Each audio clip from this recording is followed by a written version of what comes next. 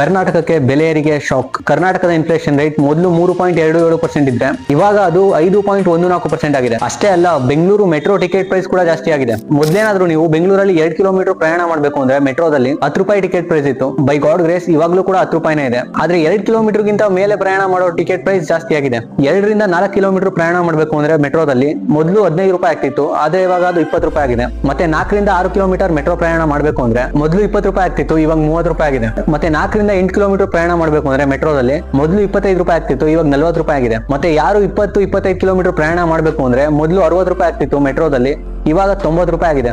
ಹೋಗೋಕ್ 90 ರೂಪಾಯಿ, ಬರೋಕ್ 90 ರೂಪಾಯಿ, ದಿನಕ್ಕೆ 180 ರೂಪಾಯಿ. ಬೆಂಗಳೂರಲ್ಲಿ ಟ್ರಾಫಿಕ್ ಜಾಸ್ತಿ ಆಗುತ್ತೆ ಅಂತ ಪಬ್ಲಿಕ್ ಟ್ರಾನ್ಸ್ಪೋರ್ಟ್ ಯೂಸ್ ಮಾಡಿ ಅಂತ ಹೇಳಿದ್ರೆ ಇವಾಗ ಈ ತರ ಬೆಲೆ ಏರಿಕೆ ಮಾಡಿದ್ರೆ ಮುಂದೆ ಬೆಂಗಳೂರು ಟ್ರಾಫಿಕ್ ಕತೆ. ಅಯ್ಯೋ, ನೀನು ಮೆಟ್ರೋ ಬಿಟ್ಟಾಕು, ಕುಡಿಯೋ ನೀರು, ಹಾಲು, ಆಲ್ಕೋಹಾಲ್ ಎಲ್ಲಾ ರೇಟು ಕೂಡ ಜಾಸ್ತಿ ಆಗಿದೆ. ಬೇಜಾರಾಗೋದೇನಂದ್ರೆ ಮೇನ್ ಹೆಲ್ತ್ ಮತ್ತೆ ಎಜುಕೇಶನ್ ಅನ್ನು ಬಿಟ್ಟಿಲ್ಲ. ಬೆಂಗಳೂರು ಸರ್ಕಾರಿ ಹಾಸ್ಪಿಟಲ್ ವೈದ್ಯಕೀಯ ದರ 20% ಜಾಸ್ತಿ ಆಗಿದೆ. Special ward single bed per ಡೇಗೆ 750 ರೂಪಾಯಿ ಬೀಳ್ತಿತ್ತು ಮೊದಲು, ಆದ್ರೆ ಇವಾಗ ಅದು 2000 ಆಗಿದೆ. ಇನ್ನ ಎಜುಕೇಶನ್ ಗೆ ಬಂದ್ರೆ ಗೌರ್ಮೆಂಟ್ ಕಾಲೇಜಲ್ಲಿ MBA MCA ಕೋರ್ಸ್ ಜಾಸ್ತಿ ಆಗಿದೆ. ಈ ಎಲ್ಲಾ ಬೆಲೆ ಏರಿಕೆ ನಿಧಾನಕ್ಕೆ ಆಗಿದ್ರೆ ನಮ್ಗೆ ಅಷ್ಟೊಂದೇನು ಎಫೆಕ್ಟ್ ಆಗ್ತಿರಲಿಲ್ಲ.